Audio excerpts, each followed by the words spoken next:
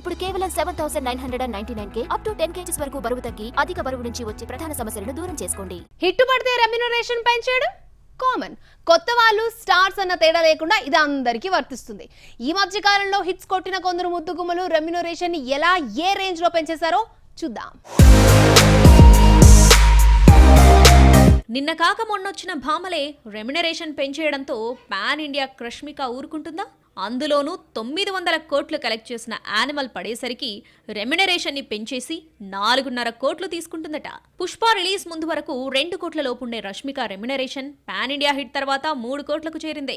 ప్రస్తుతం నటిస్తున్న Pushpa 2, Dhanush movie, rainbow, girl friend కు 3.5 కోట్లు తీసుకోగా యానిమల్ హిట్ తర్వాత కోటి పెంచి కొత్త మూవీ సైన్ చేయాలంటే రష్మిక మేనేజర్ 4.5 కోట్లు అడుగుతున్నారట. రెమ్యునరేషన్ విషయంలో రష్మికకు మృణాల్ ఠాగూర్ గట్టి పోటీ ఇస్తుంది. రష్మిక స్లో అండ్ స్టడీ అన్నట్టు పెంచితే మృణాల్ మాత్రం షాక్ ఇస్తుంది. డెబ్యూ మూవీ సీతారామం కోసం 1 కోటి, రెండో సినిమా హాయ్ నాన్నకు 2 కోట్లు తీసుకుంది. తెలుగులో నటించిన 2 సినిమాలు హిట్ కావడంతో ప్రస్తుతం 3 కోట్ల మీద ఉంది మృణాల్. మృణాల్ స్పీడ్ చూస్తుంటే ఏప్రిల్ 5న వస్తున్న ఫ్యామిలీ స్టార్ హిట్ అయితే 4 కోట్లకు వెళ్లినా ఆశ్చర్యం లేదు. స్టార్ సినిమా ఏది అనౌన్స్ చేసినా ముందుగా ఈ అమ్మడి పేరే వినిపిస్తుంది.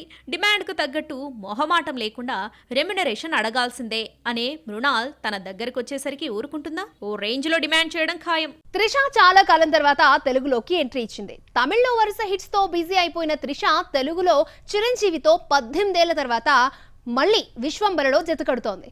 2006లో ఈ ఇద్దరి కాంబోలు స్టాలిన్ వచ్చింది. సినిమా ఫ్లాప్ అయినా 4 కోట్లు ఇచ్చి తమిళ్లో మంచి క్రేజ్ ఉన్న త్రిషానే సెలెక్ట్ చేశారు.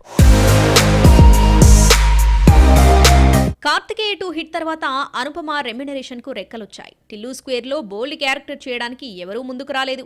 ముందుగా శ్రీలీలను అనుకుంటే ఆమె మధ్యలోనే వెళ్లిపోయేసరికి అనుపమ మార్కెట్ కు డబుల్ ఇచ్చి టిల్లు స్క్వేర్ లో తీసుకున్నారు makers. Kannada beauty Ashika Ranganath Amigos మూవీతో తెలుగులోకి ఎంట్రీ ఇచ్చింది. తొలి అడుగులోనే ఫ్లాప్ చూసినా రెండో cinema Naa Saami రంగతో successful heroine అనిపించుకుంది.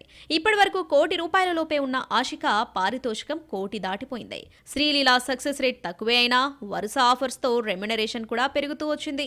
Guntur కారం మహేష్ త్రివిక్రమ్ కు పెద్దగా యూజ్ కాకపోయినా కుర్చీ మడత పెట్టి సాంగ్ లో డాన్స్ ఎరగదీసేసింది శ్రీలీల. సినిమా రిలీజ్ అయిన టైంలో కంటే సాంగ్ యూట్యూబ్ లోకి వచ్చిన తర్వాత అందరూ శ్రీలీల డాన్స్ గురించే మాట్లాడుకుంటున్నారు. గుంటూరు కారం తర్వాత 3 కోట్లు డిమాండ్ చేస్తుందట.